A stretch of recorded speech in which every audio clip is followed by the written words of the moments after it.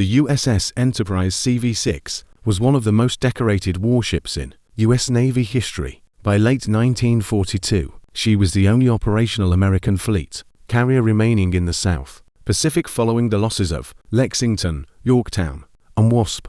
Her participation at Santa Cruz was pivotal to the survival of U.S. forces defending Guadalcanal. Battle of the Santa Cruz Islands, October 26, 1942. This was the fourth major carrier battle of the Pacific War and the last of 1942.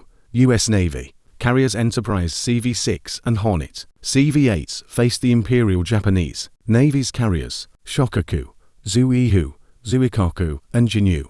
The battle was fought entirely by aircraft launched from carriers, hundreds of miles apart, typical of the Pacific carrier clashes. Film reels and stills from Enterprise's flight deck that day, often taken by Navy photographers, capture dramatic and historic moments. Flight operations at dawn.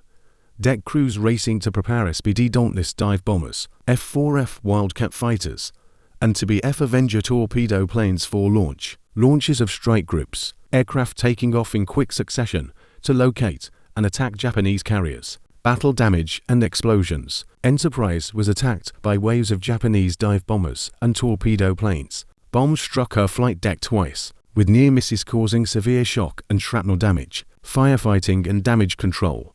The footage shows smoke rising from the deck, crewmen in asbestos suits extinguishing flames, and damage control parties clearing debris to keep the ship operational. Wounded being treated. Medical personnel tending to burned or injured sailors right on deck. Continuing flight ops despite damage. Enterprise's deck crew managed to repair holes and resume aircraft recovery within hours, an extraordinary act of discipline and courage. The battle outcome. The USS Hornet was heavily damaged and later abandoned and sunk. The USS Enterprise, though hit and damaged, remained afloat and operational, the only functioning U.S. carrier left in the South Pacific 4 weeks. The Japanese Navy claimed tactical victory. They sank Hornet and inflicted heavy losses, but suffered strategic defeat, as their veteran aircrews were irreplaceable, while U.S. production and training soon surged ahead. After emergency repairs at Jun'yō and Pearl Harbor, the Big E returned to battle again and again. Guadalcanal, the Gilbert and Marshall Islands,